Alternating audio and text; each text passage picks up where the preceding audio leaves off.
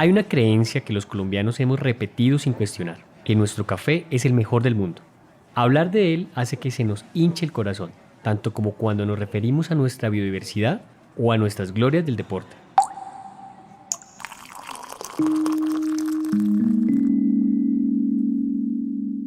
Y en eso creían Alejandro Cadena y Giancarlo Giretti, dos bogotanos, economistas, antiguos compañeros de universidad, cuando en el año 2000 se encontraron en Londres para crear una empresa que buscaba comercializar cafés especiales. Sabían que tostadores internacionales estaban dispuestos a pagar muy buenos precios por un buen café, así que solo faltaba encontrar a los productores de los mejores granos de Colombia. Iba a ser una tarea fácil en el país con la fama de tener el mejor café del mundo, ¿o no? Entonces nosotros dijimos, bueno, vamos a concentrarnos en el tema de calidad. Obviamente con esa creencia de que el café de Colombia pues, era el mejor café del mundo, pues nosotros salimos a buscar café y nos empezamos a encontrar con una realidad, y es que el café de Colombia tenía una gran reputación, pero que en los últimos 10 o 15 años esa calidad se había deteriorado porque el negocio se había vuelto un negocio de volumen. Alejandro, a quien acabamos de escuchar, recorrió fincas, habló con productores, cooperativas, cató muchos tipos de café sin encontrar uno que cumpliera con las exigencias de los compradores internacionales. En esa tarea lo acompañó Giancarlo, su socio, quien estaba convencido de que ese café de buena calidad debía existir. El café de calidad existe, lo difícil es encontrarlo. Cuando nosotros empezamos, el incentivo era produzca lo que más pueda, lo más rápido posible y al menor costo posible. Y eso llevaba a que el productor pues, no tuviera el incentivo para producir calidad. Pero al mismo tiempo, a pesar de que en ese momento potencialmente había productores que producían calidad, pues quedaban mezclados y mezclados y remezclados en una masa gigantesca de café donde realmente era imposible identificarlos. En ese momento no lo sabían, pero para llegar al grano perfecto, Alejandro y Giancarlo iniciarían una revolución en la industria del café, una revolución llamada Carabela Coffee. Este es el nombre de su empresa, la que cambió las relaciones entre productores y compradores de café colombiano, la que mejoró las condiciones de vida de miles de familias caficultoras de América Latina y la que ayudó a que realmente Colombia produjera uno de los mejores cafés del mundo. Hola, soy Camilo Ramírez, director ejecutivo de Sistema B. Esto es Historias B, el podcast donde contamos historias reales de Latinoamérica. Historias que muestran una cara distinta de lo que hemos sido y narran el impacto positivo que ha tenido las empresas B en este proceso. Historias de grandes transformaciones como la de Carabela Coffee, la empresa B, protagonista de nuestro primer episodio. Gracias por escucharnos.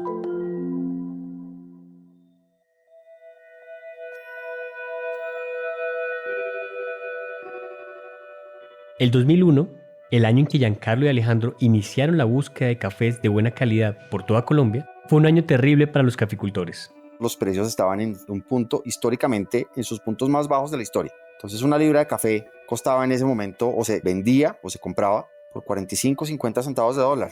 Para darles una perspectiva, en este momento que estamos en un periodo de precios altos, estamos alrededor de $2.50 la libra. Giancarlo recuerda que la crisis afectó a miles de familias que dependían del café para vivir, o en este caso, sobrevivir. Entonces, si los productores querían tener algún tipo de ganancia, necesitaban producir mucho café. La calidad pasó a un segundo plano. Ese era un momento de crisis para el productor, era un momento de crisis para la industria. Yo creo que todos los participantes de la industria, commodities o no commodities, entendemos que sin productores pues no hay café y sin café pues no hay industria, ¿verdad? Entonces se trataba también de buscar maneras para que el productor fuera rentable, para buscar esa rentabilidad del productor. Pero el deterioro de la calidad del café colombiano no inició con la crisis por la caída de los precios internacionales.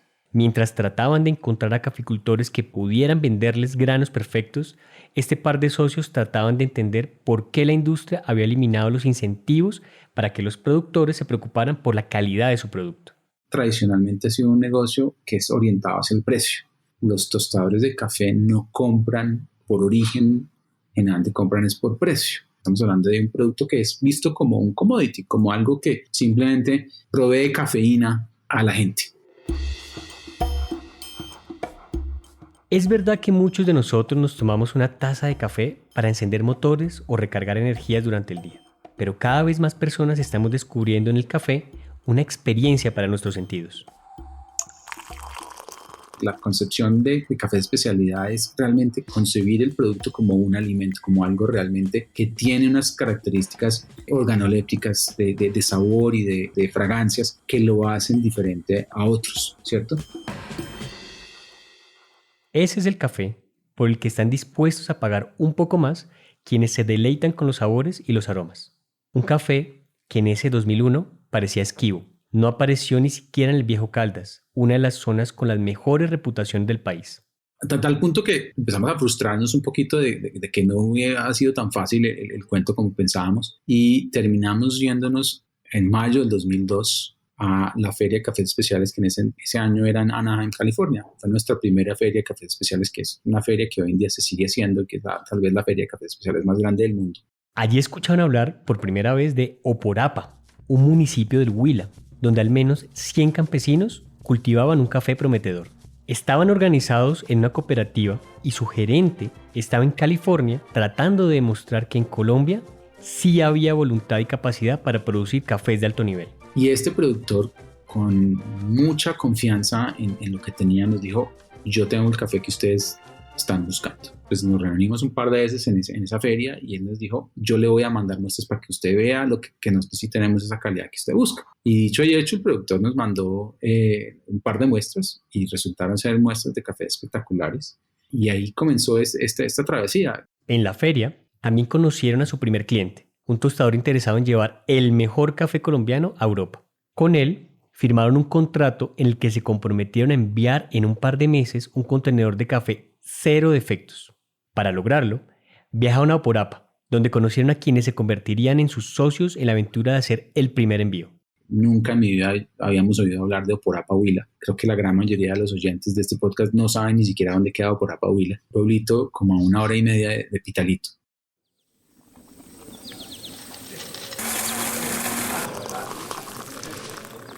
En el Huila visitaron las fincas, se tomaron muchos tinticos con los productores, les hablaron de sus intenciones y también escucharon las dificultades por las que en ese momento ellos y sus familias estaban atravesando. La gran mayoría de las fincas, de las casas de los caficultores con las que visitábamos, eran todavía casas de madera, casas con pisos en tierra, pues productores que tenían unas condiciones realmente muy precarias de calidad de vida. No solamente eso, sino que realmente uno veía que el productor en el 2002 tenía mucha incertidumbre acerca de para dónde iba él y su familia. Los precios estaban en su punto más bajo históricamente y el productor estaba perdiendo plata cada vez que entregaba café. Por eso, a los caficultores les cayó muy bien la propuesta, aunque sabían que corrían riesgos. Es cierto que podían triplicar sus ingresos, pero nadie les garantizaba que estos dos empresarios cumplieran su palabra.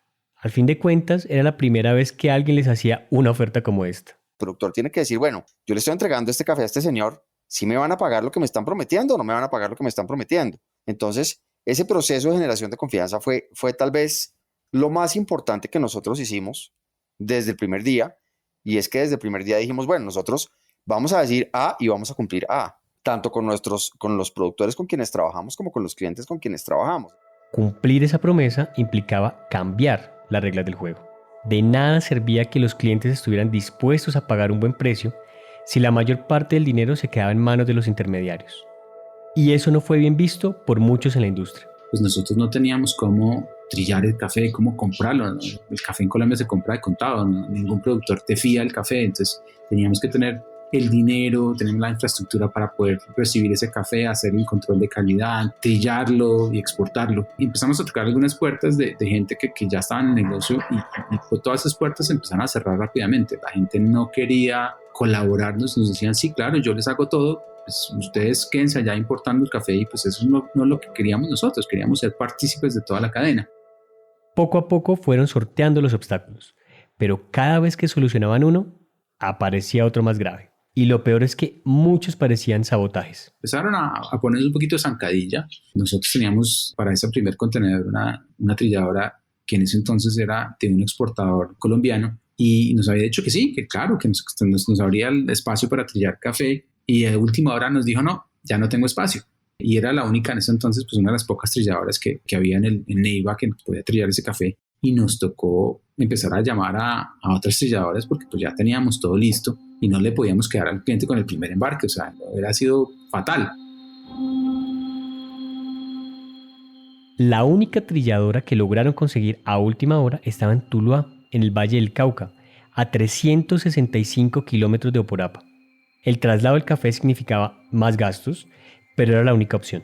Y cuando llegaron a Tuluá, apareció otro problema. Supuestamente el café era muy bueno y nos demoramos como 5 días trillando el café. Hoy en día nos demoramos 8 horas trillando un lote de café, con muchas dificultades porque pues además una de las cosas que decidimos era que queríamos que el café fuera cero efectos. Hasta ese entonces pues era casi que inaudito en la industria del café, o sea, nadie puede hacer un café cero efectos.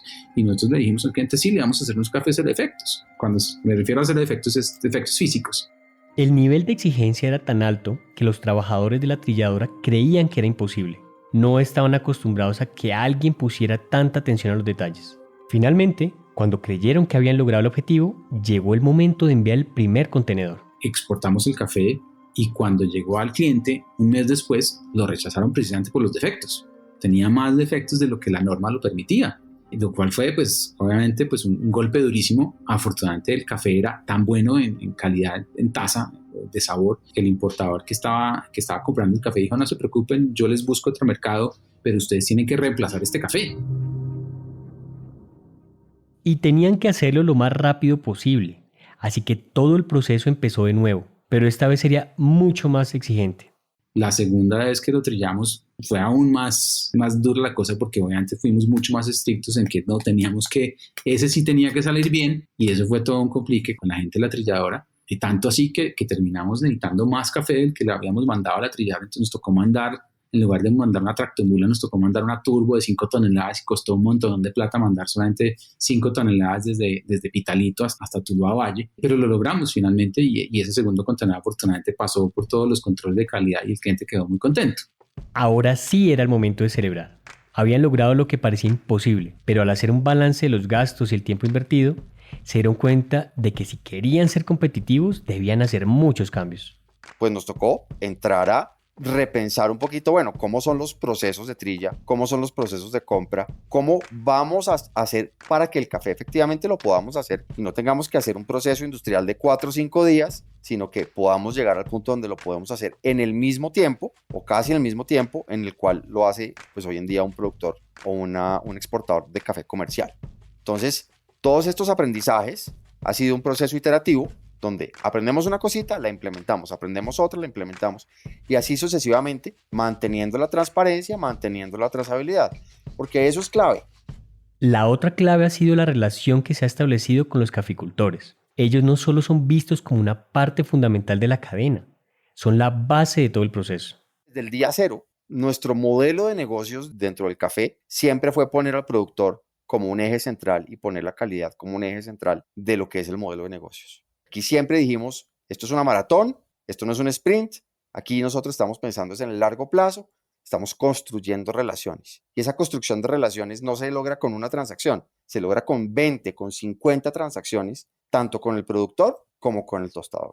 Para construir esa confianza, el equipo de Carabela Coffee va finca por finca, escucha a los productores, revisa sus procesos e identifica oportunidades de mejora. Nos dimos cuenta, por ejemplo, que había muchas falencias, por ejemplo, en la forma como fermentaban el café. El secado fue otra de las grandes aprendizajes que tuvimos. Y todo esto fue de la mano de los mismos productores porque, pues, básicamente íbamos a donde esos productores, ellos nos contaban muy orgullosamente de lo que hacían y eso empezábamos a analizar, bueno, ¿cómo podemos hacer para que esto que están haciendo lo puedan ir mejorando?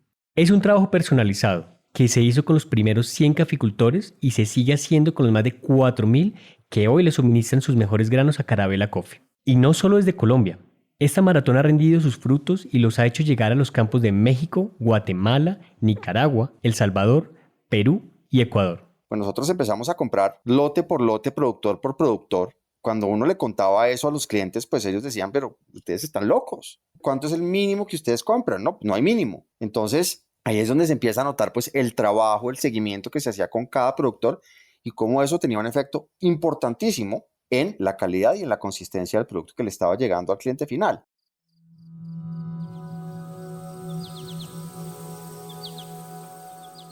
La calidad del café no ha sido la única favorecida. Carabela Coffee ha mejorado la calidad de vida de miles de familias que antes del 2002 estaban en la incertidumbre. Una de esas familias es la de don Jaime Casallas, el propietario de una finca cafetera de 5 hectáreas en Gigante, Huila.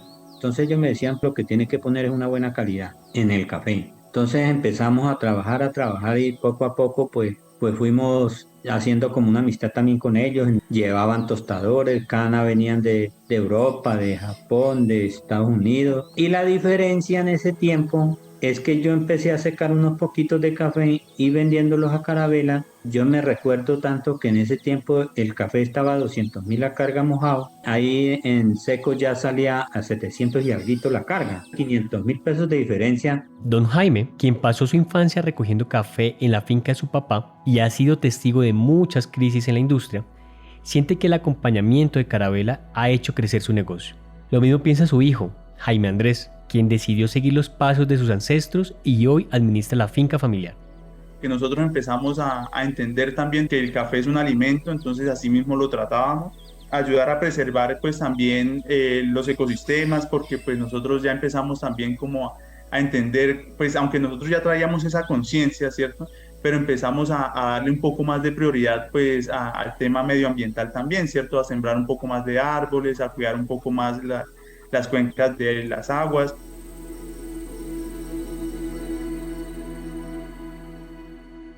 Esa preocupación por el medio ambiente ha sido otro de los sellos de la operación de Carabela. Quizás su mayor orgullo es haber logrado la carbono-neutralidad en sus operaciones, una muy buena noticia para el planeta. También se sienten orgullosos de haber construido relaciones sólidas, basadas en la confianza con productores y clientes. Gracias a ellos, pudieron sobrevivir a uno de los momentos más complejos de su historia, la crisis del 2009, en la que los altos precios del café estuvieron a punto de llevarlos a la quiebra. Colombia ha tenido una producción alrededor de los 12 millones de sacos, históricamente más o menos estable, y en el 2009 llegó la roya y la producción no fueron 12 millones de sacos, sino fueron creo que 7.8. Eso generó un desbalance entre la oferta y la demanda muy importante, y lo que terminó pasando en ese momento es que el café de Colombia se puso muy costoso localmente. O sea, si tú ibas a comprar café en Pitalito o en alguna de las plazas en Colombia, pues la cantidad de dinero que te pedían estaba muy por encima del precio de mercado. Pues para nosotros fue una crisis gigantesca, así como para toda la industria, porque pues generalmente nosotros firmamos contratos para entrega del café a futuro y acordábamos un precio, y el precio estaba acordado con nuestros compradores muchos meses antes, pero resulta que yo no tengo certeza de a cómo voy a comprar yo el café en el futuro. Al empezar a subir el precio local del café de Colombia, el costo del café de Colombia, pues lo que terminó sucediendo es que llegó un momento en el cual nosotros comprábamos café y por cada libra de café que comprábamos, pues perdíamos dinero, porque ya lo habíamos acordado vender a un precio que estaba por debajo de su costo. Para salir de esa crisis tuvieron que negociar con los bancos, sacar préstamos, bajar sueldos y pedir paciencia a productores y clientes. Además, repensar el negocio y tomar medidas para afrontar futuras crisis. Y yo creo que la palabra clave en en ese estos momento fue 20 años, diversificación, el equipo de Carabela ha visto primero, cada nos dimos crisis como cuenta una que necesitábamos oportunidad. llegar, De así cada como problema ha llegábamos salido ya una solución directamente al innovadora productor, y esa es una de las trabajamos directamente con el explicaciones de su productor. asombroso Importante crecimiento, empezar a trabajar que es directamente con los evidente tostadores, con con estos nuestros datos. clientes. Y ahí es donde Hoy nosotros tienen empezamos a 500 importar clientes en todo el directamente nuestro mundo, café. llegan a Es decir, a 40 llevar el café países, desde la finca están hasta la conectados planta de con tosteo. Y 4.000 tener esa relación caficultores de directa con el 7 tostador países que y su tiene una equipo lo relación componen diferente más con de el precio del café y con la 250 calidad del café. personas. Entonces Y eso lo por más un lado. importante Y por el otro es lado, que este iniciamos crecimiento también un no proceso los de ha apartado ni diversificación por en un Latinoamérica. segundo de sus principios, porque el trabajo de Carabela va mucho más allá de vender café.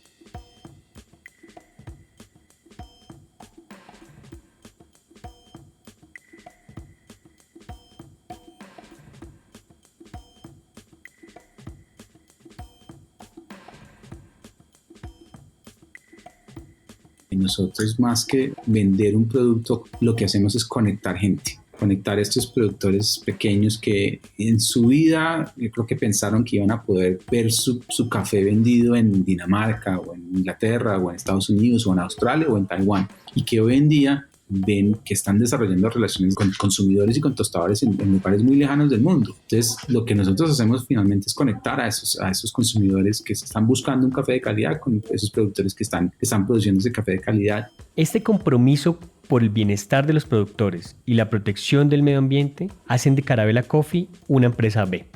Por eso, ellos hacen parte de este movimiento mundial de empresas comprometidas con ser agentes activos en la construcción de una nueva economía. Y aunque no son perfectas, se proponen iniciar un camino de mejora continua que las lleva a estar cada vez más conscientes del impacto que generan en nuestra sociedad y el poder que tienen para transformar nuestras viejas estructuras.